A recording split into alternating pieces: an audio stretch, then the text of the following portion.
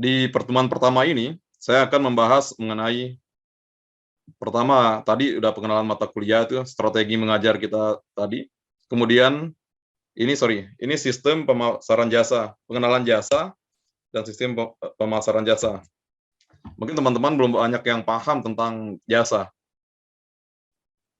Sebenarnya, kalau kita melihat ekonomi dunia saat ini didominasi oleh jasa.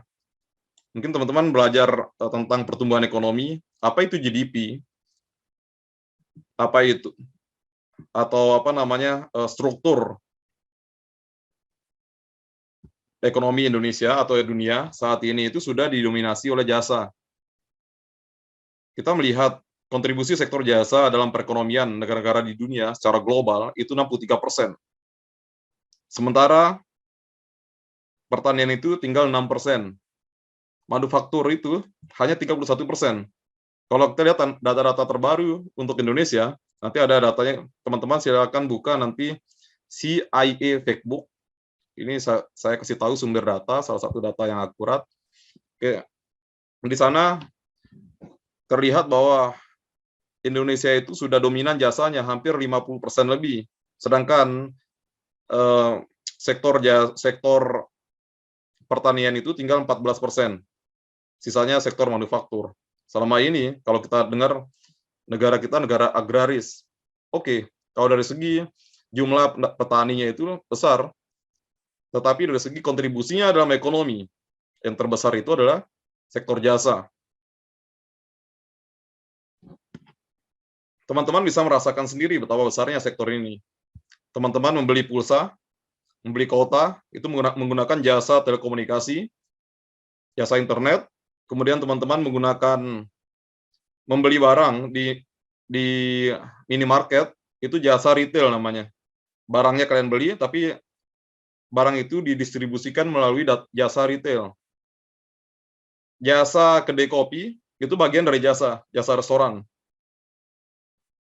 Bayangkan betapa besarnya jasa ini. Kemudian transportasi, kalian kemana-mana naik pesawat, naik ojek online, taksi, itu bagian dari jasa. Coba saya tanya ke teman-teman, berapa persen kalian mengeluarkan anggaran untuk jasa? Termasuk jasa pendidikan itu, jasa pendidikan yang kalian bayar itu jasa. Tanpa kita sadari, semuanya itu, sebagian besar pengeluaran kita itu didominasi oleh jasa. Ketika teman-teman membeli ayam goreng misalnya, ayam goreng itu dijual di KFC. KFC itu perusahaan jasa, namanya Restoran Services. Nah, kalian bandingkan kalian beli ayam goreng di Rasabana. Selisih harganya itulah jasa yang kalian bayarkan untuk goodwill sebuah merek. Rasabana misalnya harganya 12.000, di KFC ada 15.000, ada 3.000. Jasa yang harus kalian bayar. Itu simpelnya. Ini adalah data kontribusi sektor jasa di dunia. Negara semakin maju sebuah negara, maka jasanya akan lebih dominan pada perekonomian mereka. Contohnya, kalau ini nggak usah kita lihat, negara-negara kecil, Hong Kong ini sudah pasti jasa mereka. Bermuda, segala macam itu, jasa pariwisata, jasa keuangan, entah uang dari mana berkumpul di sana. Maju. Ada lagi negara kecil namanya Luxembourg di Eropa, 86% struktur ekonominya adalah jasa. Kemudian Singapura, itu 80%. Kalau kita lihat Singapura nggak punya pertanian, semuanya negara jasa. Mereka mengolah investasi uang yang masuk ke Singapura kemudian diinvestasikan lagi, dia mendapatkan keuntungan. Hampir semua bidang ekonomi yang ada di Singapura ini adalah jasa. Kemudian Amerika Serikat 79%, UK 79%, Prancis 79%, Panama itu jasa keuangan juga. Pernah dengar Panama Paper? Orang-orang kaya di Indonesia, di dunia itu menyimpan uangnya di sini. Belgia, jadi ekonomi kita ini seharusnya didorong dengan jasa. Tapi komitmen pemerintah saat ini juga cukup tinggi dengan penganggaran di bidang jasa itu yang cukup tinggi. Contohnya jasa pendidikan yang mencapai 20% dari APBN. Ini terus negara-negara besar ini, Jerman, Jepang. Kalau Jepang kita kenal sebagai negara apa, teman-teman? Boleh nyalakan kameranya 1-2 orang. Jepang itu dikenal sebagai negara industri kan, teman-teman. Kalau kita dengar, wah Jepang ada teknologinya, ada Sony, hampir semua di lini kehidupan itu ada Sony, ada film. Di Hollywood juga menggunakan kamera Sony, ada Sony Picture. Kemudian di Jerman itu kita kenal ada banyak ada jasanya kayak jasa asuransi di sana. Australia juga 75% adalah jasa. Sementara Indonesia saat ini dari buku ya, ini datanya belum belum update. Kita kalah dengan Malaysia. Malaysia sudah mulai naik kontribusi jasanya. Karena semakin maju sebuah negara, kontribusi jasanya akan semakin tinggi secara umum. Tetapi ada juga anomali misalnya kayak Bangladesh gitu kan, yang industrinya juga tidak begitu maju. Mereka mengandalkan sektor jasa juga sebagai penopang ekonominya. Saudi Arabia 36%. Oke. Dari 2 slide ini, kontribusi jasa di sektor perekonomian, ada yang bertanya? Oke, saya lanjut ya. Nah, what are the principal industry of the service sector? Apa sih sektor jasa ini? Sektor jasa ini, seperti yang saya jelaskan tadi, adalah sektor yang menempati urutan pertama dari segi kontribusinya. Apa sih yang membedakan dengan sektor barang atau sektor-sektor yang lainnya? Saya loncat dulu sebentar. Ini dia penyebabnya yang membedakan. Yang pertama, ini prinsip-prinsip ini yang harus teman-teman pahami dulu ya. Apa sih yang membedakan antara barang dan jasa? Kalau kita belajar di SMP selalu ekonomi mengajarkan tentang bagaimana mengolah barang dan jasa. Barang dan jasa terus di dua hal yang selalu dikombinasikan atau diajarkan, istilah-istilah yang selalu dikatakan oleh guru-guru teman-teman ketika masih SMA, barang dan jasa, tapi jarang sekali yang menerangkan bagaimana jasa itu. Nah, kita lihat dari perbedaannya. Sifat jasa itu, pertama, tangible, itu untuk barang, sedangkan jasa itu intangible, tidak bisa disentuh, cuma bisa dirasakan.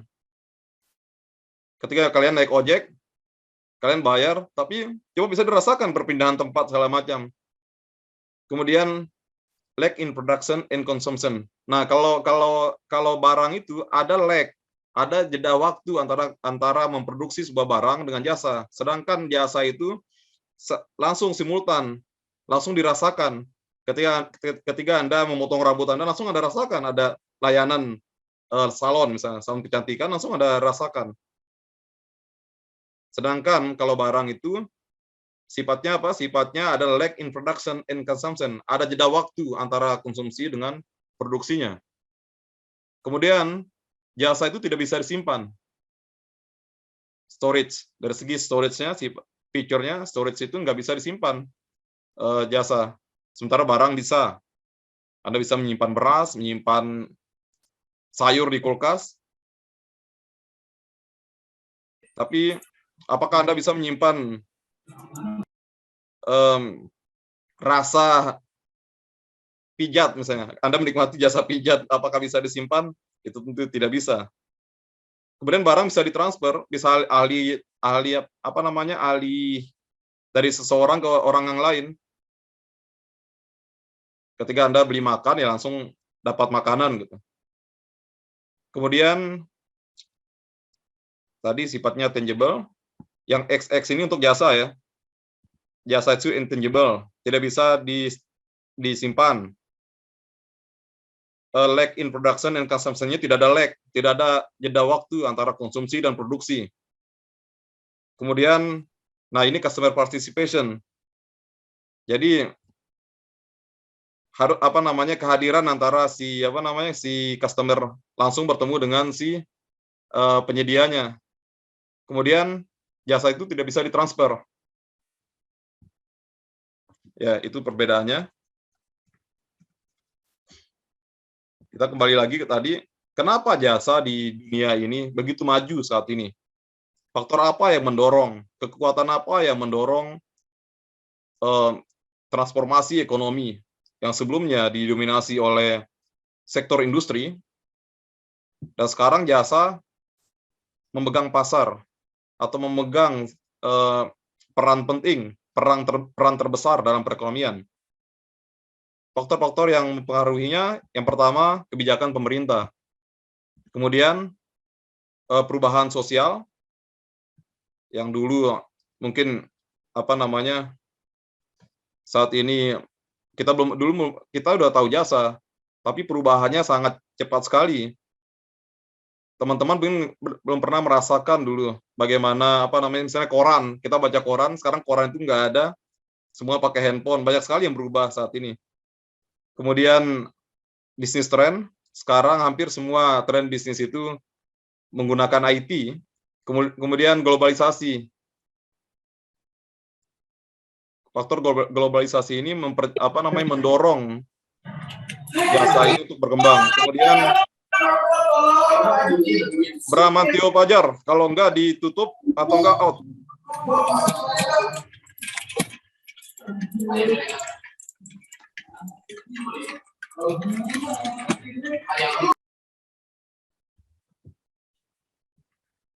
Oke.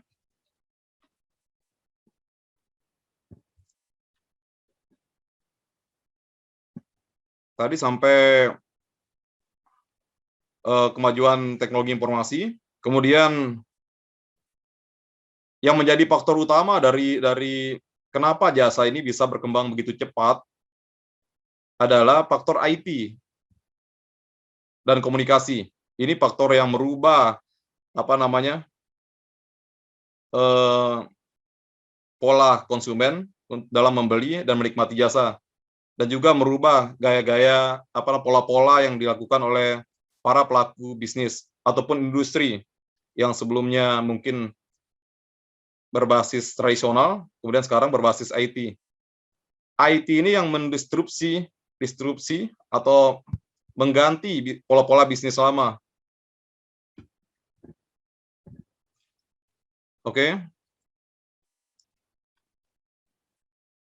Kemudian ada juga faktor dari inovasi big data, cloud computing, user generated content, kemudian mobile communication. Ini faktor-faktor yang mendorong jasa.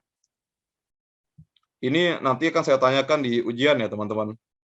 Bagaimana teman-teman memformulasikan kenapa kebijakan pemerintah itu berpengaruh terhadap transformasi ekonomi dari sebelumnya berbasis industri, sekarang beralih ke jasa gitu, dan perkembangan jasa yang begitu cepat.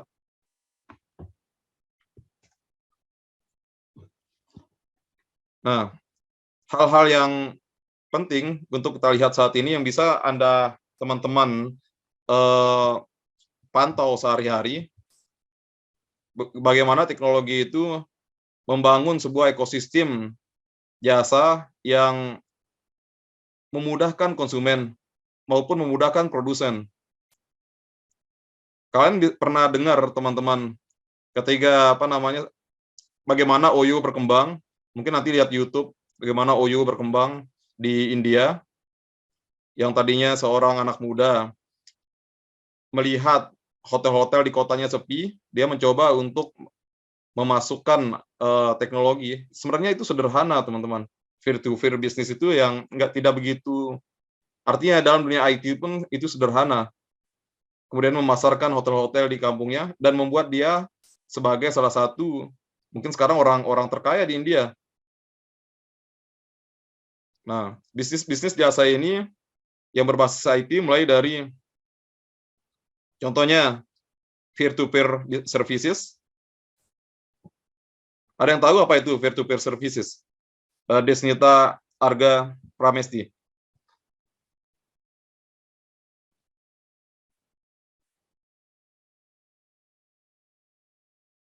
Desmita Arga Pramesti? Iya, Pak. Apakah suara saya masuk? Ya, dengar.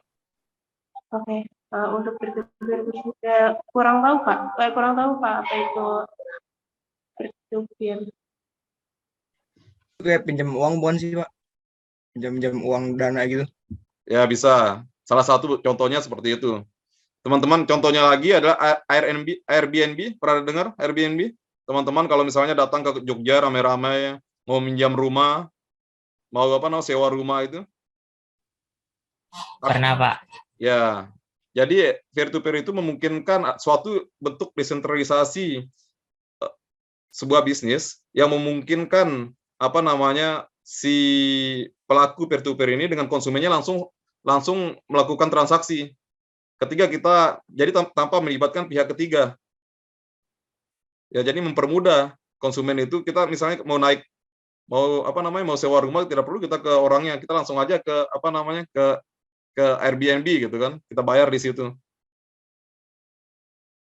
Jadi bukan sekedar cuma sebagai tempat promosi, tetapi juga ada transaksi di situ. Itu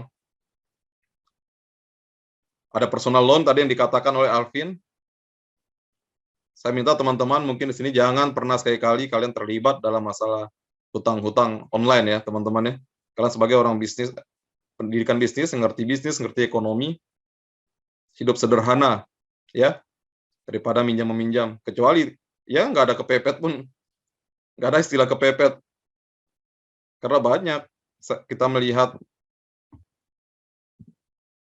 Kemudian bisnis-bisnis yang integrator kayak Uber, terus Grab, Gojek, itu namanya integrator services.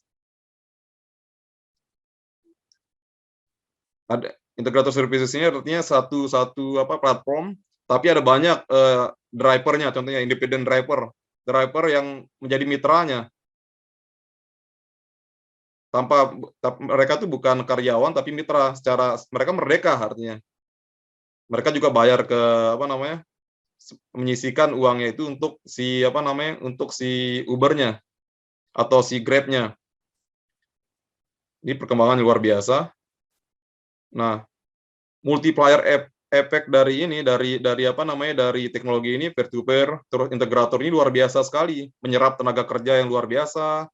Kemudian tadinya rumah-rumah yang idle tidak digunakan oleh pemiliknya bisa disewakan jadi homestay karena kemajuan teknologi yang mendorong jasa. Itu namanya jasa hospitality kan. Hospitality itu menyangkut hotel, motel, terus rumah, homestay, itu namanya sektor hospitality. Oke? Nah, saat ini B2B, business to business services, menjadi inti dari pembangunan ekonomi. Jadi ada yang bersifat langsung ke masyarakat tadi, kayak Gojek, Grab. Ada juga yang bersifat B2B. Dan di sini nilainya sangat besar, teman-teman. Ini ada contoh kecilnya. Kalau kita lihat di buku itu ada contoh kecilnya, misalnya sebuah perusahaan Astra misalnya di Indonesia, perusahaan Astra. Mereka itu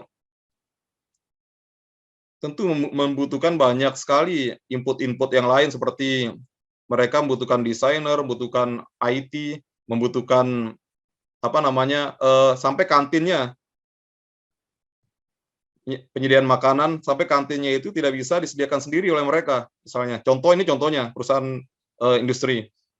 Nah, salah satu jalan agar bisa menyediakan makanan bagi karyawannya itu melalui outsourcing. Outsourcing itu artinya ada pihak ketiga menyediakan jasanya dalam suatu perusahaan, dan itu nilainya sangat besar. Bayangkan teman-teman, kalau teman-teman pernah kerja mendengar beberapa perusahaan IT, itu jelas mereka adalah outsourcing di perusahaan lain, kayak metadata Astragrafia, itu menjadi outsource di perusahaan yang lain, di kementerian-kementerian, di perusahaan lainnya. Pernah dengar juga, saya lupa namanya itu, yang punyanya Toto Sugiri.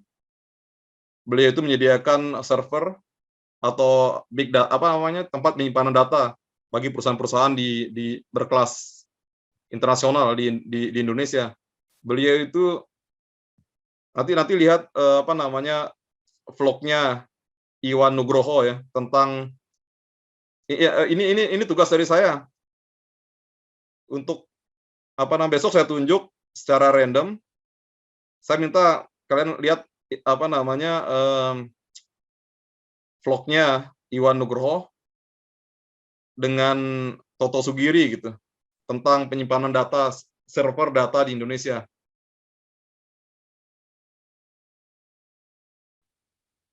Ya. Nah, kembali ke sini. Jadi perusahaan itu pada intinya itu tidak bisa menyediakan segala hal. Dia harus fokus pada core bisnisnya, inti bisnisnya aja. Sedangkan yang menyangkut hal-hal yang lain itu di pihak ketiga kan istilahnya. Nah, kita melihat di sini.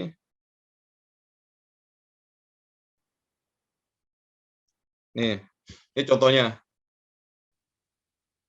Perusahaan manufaktur ini kenapa jasa menjadi penting terutama dalam kaitannya dengan hubungan B2B, bukan B2 konsumen ya, ini B2B, hubungan antara perusahaan dengan perusahaan.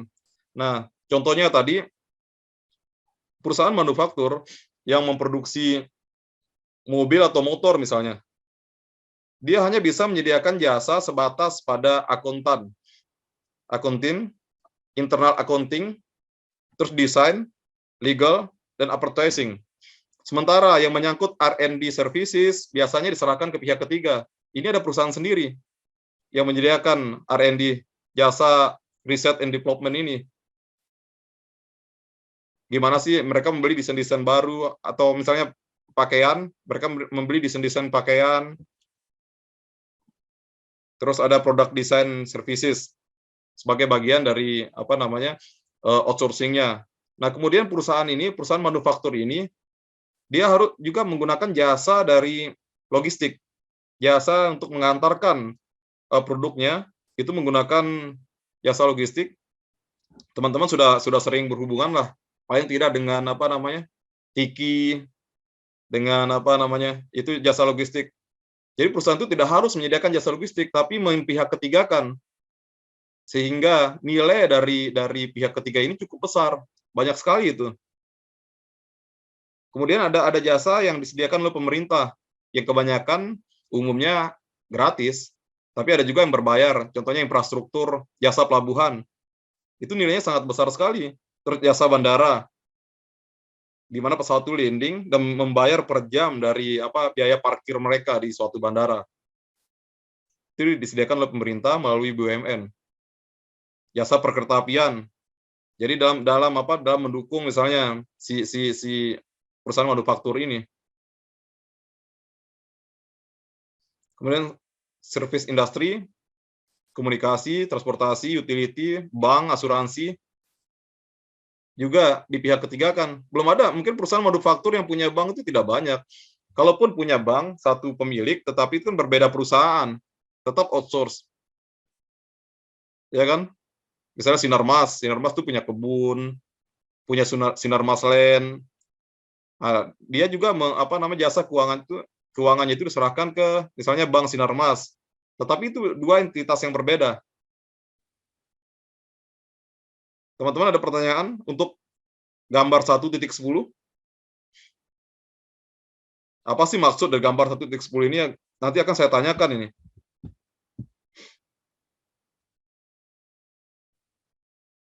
B2B artinya perusahaan sebagai konsumennya jasa. Terutama jasa-jasa yang bukan bagian dari core bisnisnya. Ya. Misalnya si Toyota buat mobil ya buat mobil. Hal-hal yang lain akan disuplai oleh orang lain, itu intinya ya.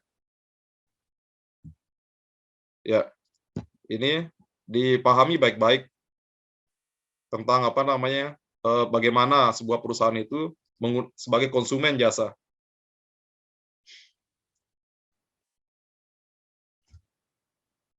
Nah, kemudian kita masuk ke konsep pemasaran jasa ya teman-teman. Tadi konsep saya memperkenalkan secara apa namanya, bagaimana perusahaan itu menggunakan jasa dari perusahaan lain.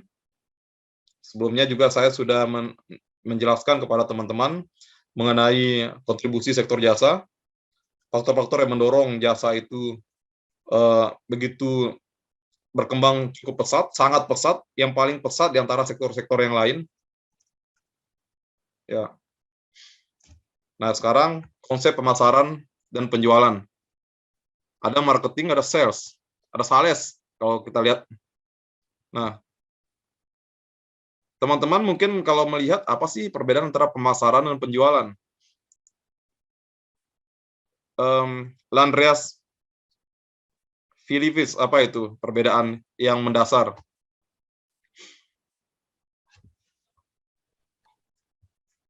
Kalau pemasaran tuh lebih ke menyebar informasi tentang apa yang mau kita jual, Pak. Sedangkan penjualan itu ya kita ngejual barang kita. Ya, bisa. Kalau diformulasikan, jadi perusahaan itu berusaha untuk mencari pelanggan potensial dan menyebarkan informasi tadi, gitu kan? Bisa menyebarkan informasi, promosi segala macam, serta mempertahankan pelanggan tersebut. Kegiatan-kegiatan seperti itu.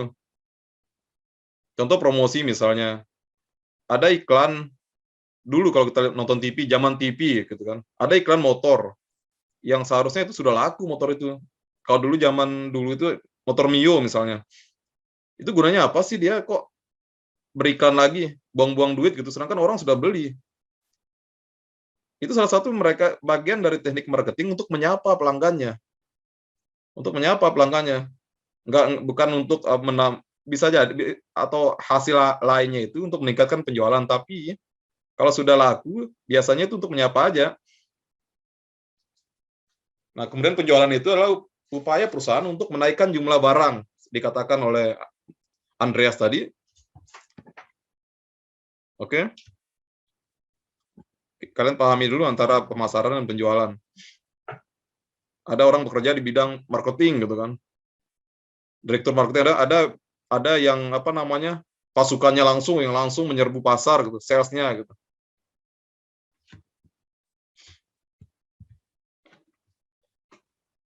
Nah, tadi udah paham belum teman-teman perbedaan barang dan jasa ini? Kalau saya tanya, coba saya tanya sekarang ke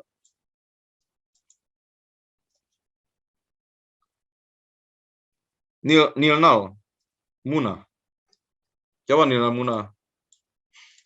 Barang jasa-jasa apa saja sih yang Muna konsumsi? Berapa persen dari pendapatan yang diberikan oleh orang tua digunakan untuk jasa? Saya tanya ke Muna.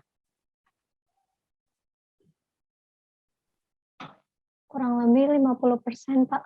Oke, jasa apa aja itu? 1, skincare. Apa namanya, ke salon gitu? Salon kecantikan. Ya. Terus Kemudian bengkel, bengkel, laundry. Oke, laundry. Bank, Iya, Bang. bayar SPP. Bayar SPP, Iya, bayar SPP lewat bank. transportasi. Jasa pendidikan itu juga jasa loh. UNJ menjual jasa ke teman-teman. Saya sekarang ini sedang menjual jasa. Banyak kan? Ada banyak sekali. Nah, kalau apa namanya, tabel ini sudah paham Nilnal Muna dalam contoh sehari-harinya. Insya Allah sudah, Pak. Sudah paham ya? Nah, itu dulu. Oke, teman-teman yang lain juga udah paham kan? Nanti pertanyaan saya itu, faktor-faktor yang menyebabkan bagaimana dukungan pemerintah dalam mendorong sektor jasa. Kenapa IT begitu merubah pola pemasaran jasa, misalnya di sektor hospitality tadi. Kemudian bagaimana perusahaan itu menjadi konsumen bagi perusahaan jasa. Artinya yang di luar core bisnis mereka itu di outsourcing-kan. Karena tidak efisien, karena mereka juga tidak ahli dalam industri jasa. Nah, berbeda dengan sektor barang, di sektor jasa ini karyawan menjadi garda terdepan dalam pemasaran, dalam produksi sekaligus produksinya. Dia menjual, dia juga memproduksi jasa itu. Ketika teman-teman datang ke tukang cukur, ke pangkas rambut, atau ke barber bahasanya itu, dia sebagai sales, dia menjual jasanya, teman-teman, dia langsung berproduksi di situ. Tidak ada jeda memotong rambut teman-teman. Nah, oleh karena itu karyawan di sini menentukan keberhasilan perusahaan. Kalau di situ misalnya potong rambutnya bagus, pelayanannya bagus, dia ada pijatnya, ada krek-kreknya juga segala macam, tentu orang-orang akan datang lagi ke situ.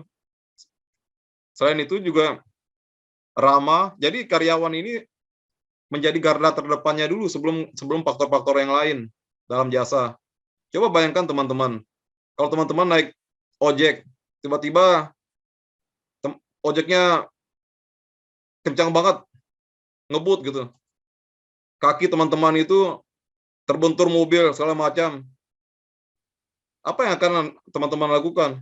Tentu yang menjadi jelek itu adalah nama dari providernya itu. Coba bayangkan kalau misalnya garda terdepannya itu, dalam jasa ini ramah gitu. Otomatis penjualan akan meningkat. Mungkin teman-teman nggak perlu pakai aplikasi kalau ketemu orangnya, wah Pak, antarin saya ke sini, saya bayar 100.000, mungkin seperti itu. Nah, ini betapa pentingnya sebuah peran karyawan. Terus teman-teman kalau ke kopi kenangan misalnya, itu jasa. Restoran itu jasa, walaupun kalian beli produknya, barangnya, tapi kopi kenangan sendiri itu, gerainya itu adalah perusahaan jasa. Ya, jasa itu ada fungsi, di situ ada customize. Nah, coba kalian datang ke kopi kenangan, kalian dilayani dengan baik, langsung di depan, mereka langsung berproduksi dan kalian langsung merasakan racikan dari baristanya. Nah, itu betapa pentingnya sebuah karyawan, peran SDM dalam perusahaan jasa. Nah, konsep pemasaran jasa membutuhkan pendekatan yang benar-benar baru, yang mungkin sedikit berbeda dengan pemasaran barang, karena sifat jasa tadi. Kemudian kegiatan pemasaran memiliki nilai positif baik dilihat dari segi konsumen maupun produsen. Dari segi konsumen, kegiatan yang dapat menawarkan berbagai alternatif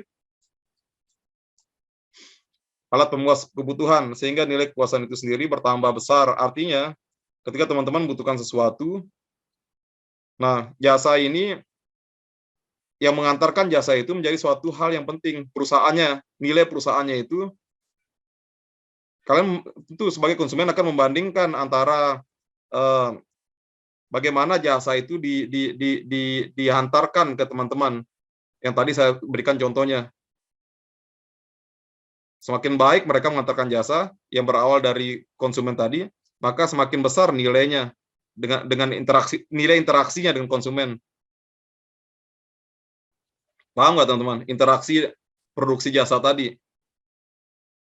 Ya seperti ini. Karena sifat jasa itu tadi yang itu lack in production and consumption. Berarti konsumen itu harus benar-benar terpuaskan agar perusahaannya bisa bertahan. Oke. Teman-teman sudah pernah mengambil pengantar manajemen? Nah, di sini kan sudah pada paham ya, marketing mix ya. Atau bahasa Indonesianya itu bauran pemasaran. Ada yang 4P, 7P. Nah, nanti marketing mix ini akan menjadi tugas teman-teman nanti di akan saya jelaskan di minggu keempat untuk mengamati, membandingkan dua perusahaan yang sama. Misalnya contohnya kopi kenangan dengan apa tuh? Satu lagi apa tuh? Kulo, satu lagi apa? Kopi kenangan yang serupa itu? Janji jiwa. Janji jiwa dengan janji jiwa, kemudian McD dengan KFC, kemudian antara Gojek dan Grab. Nanti saya minta bagaimana harganya, bagaimana kualitas layanannya, menggunakan aplikasinya. Teman-teman nanti saya minta untuk foto langsung dengan misalnya teman-teman mau beli kopi kenangan, kalau bisa bagaimana sih teman-teman mulai belajar mengumpulkan data, ketemu langsung dengan store manajernya. Tahu nggak teman-teman, hal-hal kecil yang dilakukan oleh pedagang kopi yang dimulai oleh Starbucks zaman dulu, interaksi dengan pelanggannya itu membuat Starbucks itu luar biasa, penjualannya tinggi. Hal kecil itu apa? Bisa nggak teman-teman lihat? Ada yang pernah ke Starbucks? Pernah semua lah ya anak zaman sekarang. Ditulisin nama itu, Pak. Nah, itu dia. Itu dimulai oleh Starbucks tahun berapa tuh? 70-an ya. Jadi si penjualnya itu pembelinya itu merasa dekat dengan penjualnya. Dan itu sekarang ditiru oleh semua kedai kopi. Kakak siapa gitu kan? Walaupun rambutnya udah kakek-kakek juga dibilang kakak siapa? Nah, nanti salah satu tugas dari teman-teman untuk memantau, nanti ada contohnya. Saya memberikan contoh agar teman-teman mempermudah teman-teman dalam melihat, karena jasa ini customize sifatnya teman-teman, ngerti nggak? Artinya tidak seragam. Kalau kita datang ke suatu gerai itu, produknya itu misalnya bisa kita minta dilebihkan gulanya, segala macam. Itu perbedaan antara barang dan jasa. Kalau kalian beli kopi, misalnya kopi di Indomaret yang sudah jadi, bukan kopi yang ini ya, bukan bukan di poinnya Indomaret ya, kopi yang dalam kulkasnya itu, tidak bisa kalian minta dikurangin gulanya segala macam. Sedangkan di gerai kopi kenangan kalian bisa minta. Itu salah satu sifat jasa, customisasinya langsung, interaksinya langsung gitu. Kalian pernah lihat itu bagaimana banyak sekali video tentang bagaimana cara hemat beli kopi di Starbucks. Pernah lihat kan? Itu karena sifat customisasinya gerai itu. Saya beli kopi aja deh, gitu kan. Nanti boleh minta kan dapat gratis susu tuh. Dapat gratis susu, dapat gratis gula aren lagi kan. Ya di blend sendiri. Kita beli kopi itu ada di YouTube. Pernah tonton teman-teman? Cara murah belanja di Starbucks, pernah kan? Banyak di YouTube. Oke. Ini bauran dan perdagangan jasa tadi, marketing mix. Yang pertama, dari segi produknya. Memastikan untuk memiliki jenis produk yang tepat yang diminati pasar. Jadi jasa-jasa yang diminati pasar tentunya. Kayak apa sih tren sekarang kalau orang lagi buka barber? Jangan samakan dengan barber zaman dulu. Di bawah pohon, tentu AC-nya bagaimana, produknya bagaimana, model rambut yang dipotong itu apakah update nggak dengan tren saat ini. Minimal produknya itu diminati oleh pasar. Baru nanti, kemudian harganya. Nah, nanti teman-teman saya minta membandingkan harga dari menjadi pengamat harga jasa. Nanti satu kelompok itu, ini ada 41 orang, 4 kelompok aja nggak apa-apa, tapi detail ya. Kalian harus datang misalnya ke McD, kalian minta bertemu dengan dengan store manajernya bila perlu, atau manajer in charge juga nggak apa-apa. Sanggup nggak? Sanggup nggak saya membangun kepedean dari teman-teman? Teman-teman itu adalah konsumen yang harus dihargai. Dan suatu saat akan menjadi seseorang ahli marketing. Kita nggak tahu nasib teman-teman ke depan itu seperti apa. Menjadi tutor, menjadi ahli bisnis, menjadi pelaku bisnis. Nah, itu tergantung dari teman-teman saat ini. Kalau teman-teman menganggap diri teman-teman itu tidak pede gitu kan. Oh, saya cuma mahasiswa, malu ah. Tidak ada lagi kata-kata seperti itu. Kalian akan tertinggal dengan orang-orang yang apa namanya? Kenapa orang India banyak berhasil? Karena mereka berani ngomong segala macam. Gitu kan? Nah, saat ini nanti akan saya dorong kalian untuk menjadi seorang surveyor jasa, surveyor bisnis yang berani mengkritik, yang misalnya produknya, harganya, kemudian pemilihan tempat. Ini penting dalam pemasaran ya, tempatnya. Kalian juga akan mengawati tempatnya. Walaupun ini secara umum tempat itu sangat penting. Contohnya jasa restoran itu mudah dijangkau, parkirnya bagaimana. Karena kalau kita lihat banyak sekali perusahaan-perusahaan domestik, restoran-restoran lokal yang tempat parkirnya tidak bagus. Membuat orang tuh sampai ngantri segala macam. Nah, nanti di pertemuan keberapa nanti setelah meet itu saya akan mengajarkan bagaimana pola-pola pengaturan jasa ya, agar orang tidak ngantri segala macam. Nah, nanti teman-teman memperhatikan restoran ini. Misalnya teman-teman membandingkan antara McD dengan Bebek Selamat. Nanti ada yang kalian datang ke situ. Ya. Bagaimana mereka pemilihan tempatnya, atau McD dengan yang dekat kampus itu ada warung steak. Warung steak yang ada yang sebelah sana ke arah Rawamangun, ada juga yang di sebelah sini ke Hutan Kayu. Itu rame banget kan? Yang di Hutan Kayu tahu nggak teman-teman? Pernah ke situ? Mungkin teman-teman bukan bukan konsumen warung steak, mungkin udah high level, holiko gitu ya. Oke. Kemudian bagaimana promosinya? Promosi adalah komponen pemasaran yang sangat penting karena dapat meningkatkan pengenalan merek. Nah, ini bagaimana promosinya nanti teman-teman amati itu. Misalnya bagi pelanggan baru, kalau yang baru mendownload aplikasi Kopi Kenangan misalnya, itu kan misalnya dapat beli 1 gratis 1 misalnya seperti itu. Terus bagaimana mereka di promosi ini juga teman-teman saya minta nanti juga melihat bagaimana mereka melakukan promosi di internet melalui aplikasi mereka, melalui website mereka, atau melalui influencer. Kalau kita lihat aspek promosi jasa itu, sebagian besar itu mungkin orang jarang sekali datang ke websitenya perusahaan jasa. Jarang kan?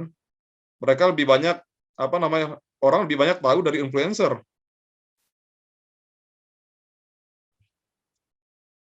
Ya, ini kemudian people adalah penggabungan target pasar dan orang-orang yang terkait langsung dengan bisnis. Ini target pasarnya ya. Bisa karyawan. Kalian lihat langsung, kalian amati dan kalian tulis pengamatan kalian di situ. Analisa kalian. Kemudian yang keenam, prosesnya meminimalkan biaya pengeluaran dan maksimalkan keuntungan. Ini sudah sudah lumrah dalam bisnis. Nah, kemudian ada physical evidence. Physical evidence ini pembuktian dalam industri jasa, harus ada pembuktian bahwa pelayanan itu sudah banyak dipakai, dan ada juga testimoninya. Nanti teman-teman juga memantau testimoni orang-orang dalam menggunakan produk jasa. Jadi kita belajar marketing dimanapun itu harus dengan penelitian, teman-teman. Kalau teori-teori kayak gini, kalau teori-teori saya berikan itu susah untuk dipahami. Karena tujuannya dari belajar marketing ini adalah kalian langsung dapat mempraktekkan. Nah, mungkin teman-teman merasakan saya mengajar itu, saya kan sebagai praktisi, bukan akademisi, praktisi belasan tahun gitu kan. Saya kurang begitu walaupun saya tahu teori, tapi saya kadang-kadang lebih mengutamakan praktek daripada teori. Coba, saya juga unggul di bidang fisika, teman-teman. Beberapa waktu saya SMA dulu. Nah, kalau kalian belajar fisika itu, teorinya banyak banget, harus nulis segala macam. Tetapi prakteknya sebenarnya cuma naik sepeda gitu, sentrifugal. Prakteknya lebih gampang. Kalian cuma menggesek-gesekan laptop Anda itu sudah gaya gesekan. Nah, saya minta bagaimana kalian memahami bisnis itu dengan praktek.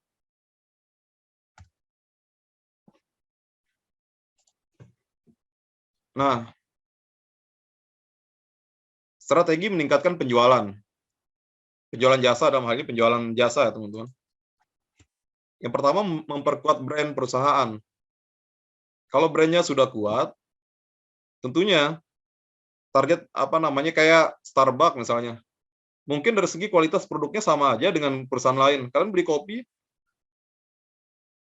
tapi kalau misalnya mereka sudah melakukan brand yang kuat, terpercaya dalam hal ini tidak pernah berbuat macam-macam, tidak pernah mengecewakan konsumen, tentu mereka bisa menerapkan harga yang tinggi misalnya. Kalian datang ke Starbucks, kalian bandingkan ke kedai kopi yang lain, tentu harganya mungkin 2 kali lipatnya, karena brandnya sudah kuat. Brand sudah kuat, arti kita minum di situ, kita udah mendapatkan kualitas. Sedangkan kalau brand yang belum kuat, kita masih bertanya-tanya, ada pertanyaan dalam hati kita. Ini kopinya beneran bagus nggak ya? Gitu. Ini kopinya, jangan-jangan kopi sasetan di belakang. Jangan-jangan dia beli biji kopinya tidak terpilih dengan baik. Nah, itu gunanya kekuatan brand. Ini sudah dibangun bertahun-tahun oleh perusahaan. Nah, banyak perusahaan-perusahaan yang datang menawarkan harga yang lebih murah, tentu target pasar mereka ke konsumen yang lebih terjangkau. Kan orang-orang mana peduli datang ke Burjo kan, bubur kacang hijau. Semuanya pakai saset aja nggak apa-apa gitu kan. Nah, kalau Burjonya sudah mulai kayak abnormal misalnya, tentu itu sudah membuat brand dan mereka mau membayar lebih dari harga sebuah semangkuk Indomie. Masih ada nggak abnormal sekarang? Masih ada? Masih, Pak. Masih ya. Nah, kalian beli Borjo, tentu nggak ada pertanyaan lagi dari segi kualitas dari brand itu gitu. Walaupun sebenarnya yang disajikan itu sama, tapi kepercayaan itu membuat kalian mau membayar dengan harga yang lebih. Terus mengenali pelanggan. Nah, di sini juga teman-teman itu harus mengetahui target pasarnya. Target pasar kita itu, jadi jangan jadi konsumen yang misalnya kayak antipati gitu ya. Misalnya melihat sebuah brand makan di sini kok bisa, misalnya kan, kok bisa habis sekali makan 100.000 ya, sedangkan di sini dengan makanan yang sama itu cuma 50.000. Kalau kalian ada rasa seperti itu, berarti kalian itu bukan target pasar dia. Nah, kalau teman-teman sudah mengerti bisnis, menetapkan target pasar, memberikan kepuasan dengan memperkuat brand, memberikan kepuasan kepada konsumen, tentu mencari keuntungan itu lebih mudah gitu kan. Restoran-restoran mahal yang dining itu nggak perlu banyak pelanggan. Dengan sedikit pelanggan aja mereka udah untung besar. Misalnya kalian bandingkan, kalian makan di restoran misalnya kan dengan harga contoh masakan Arab itu ada Al Jazeera. Kalian makan nasi Mendy yang rasanya sama misalnya, atau ukuran daging kambingnya sama, tentu harganya mungkin 2 kali lipat di Al Jazeera. Tapi kalau kalian ada yang mengeluh dalam hati, kok mahal banget, nah itu kalian bukan target pasarnya.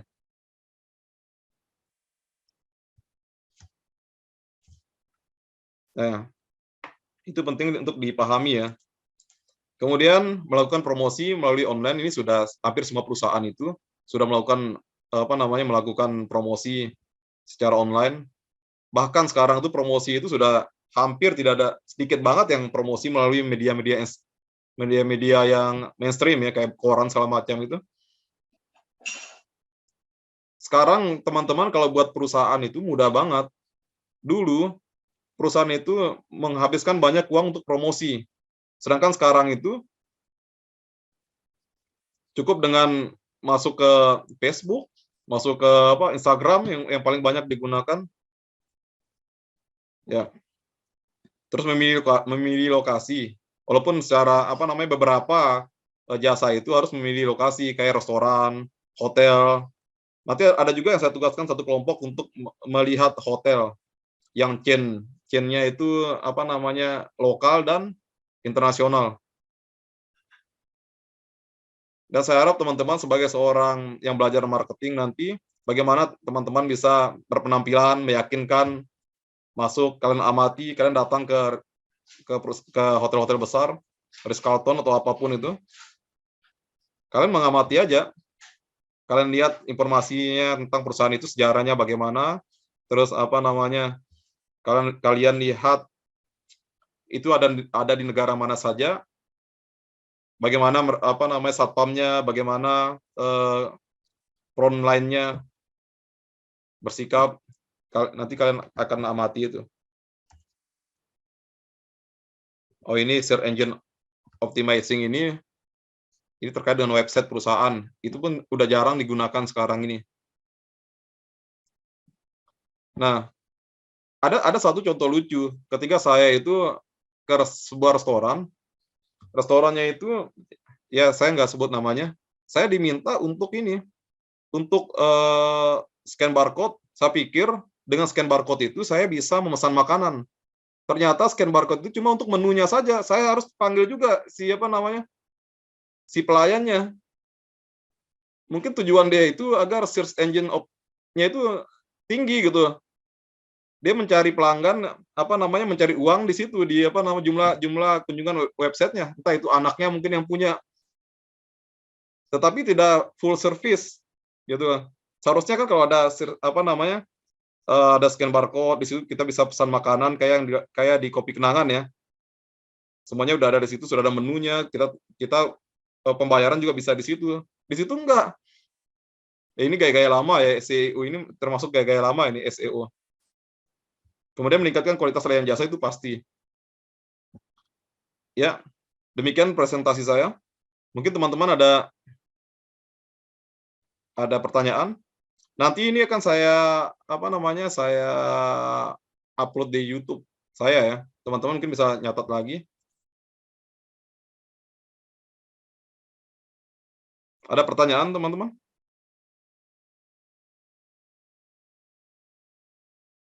Saya tanya ke teman-teman sekarang, Reza. Kira-kira bagaimana Reza itu memandang ketika makan di jasa apa aja, saya tanya ke Reza sekarang yang Reza sering konsumsi.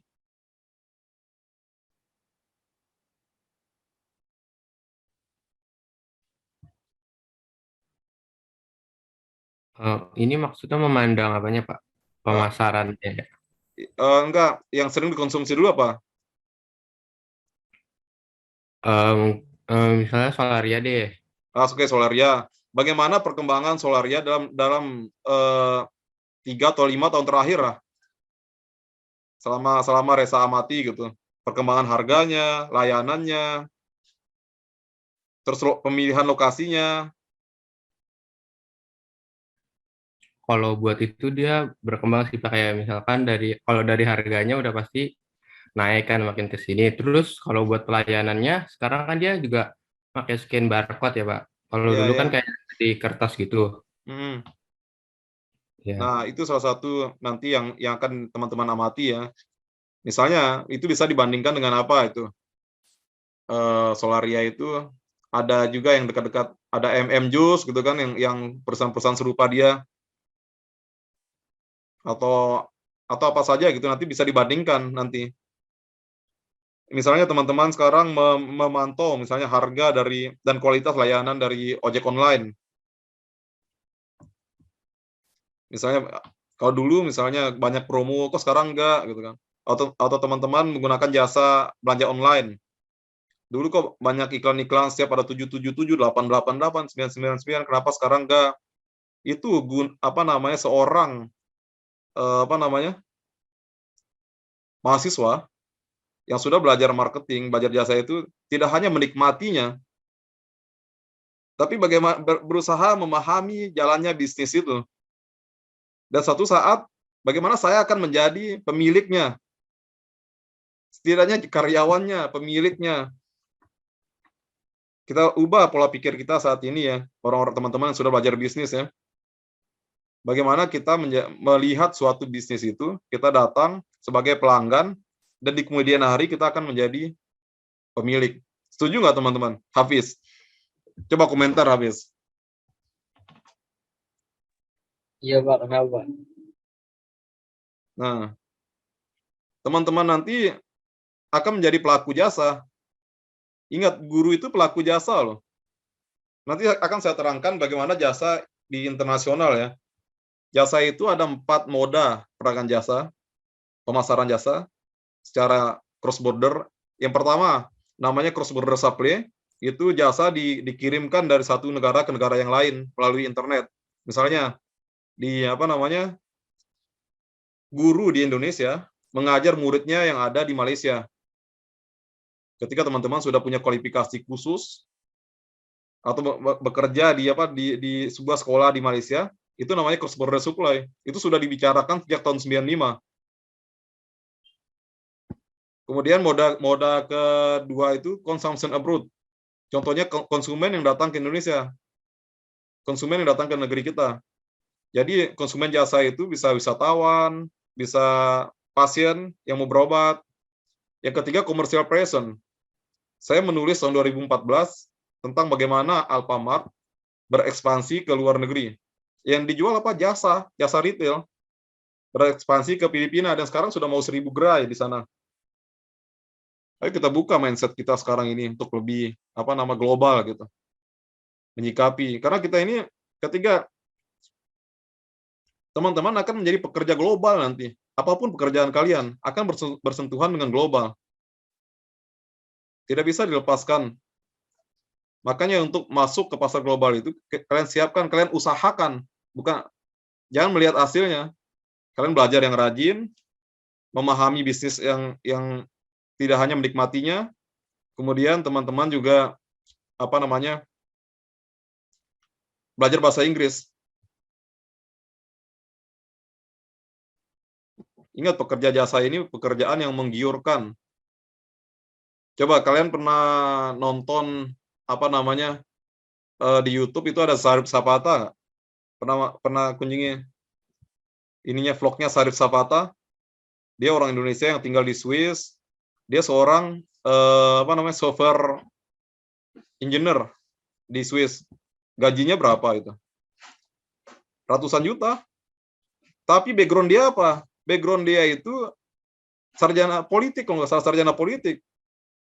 Jadi teman-teman itu bisa masuk ke area jasa ini dari segi teman-teman sebagai guru. Kalian teman-teman menyediakan sistem gimana sih belajar yang mudah, belajar bisnis itu bagaimana sih membuat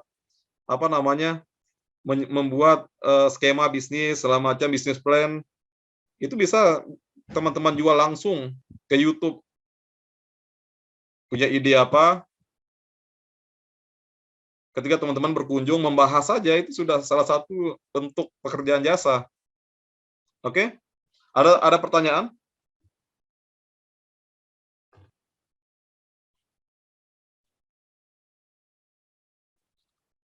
Ayo bersuara.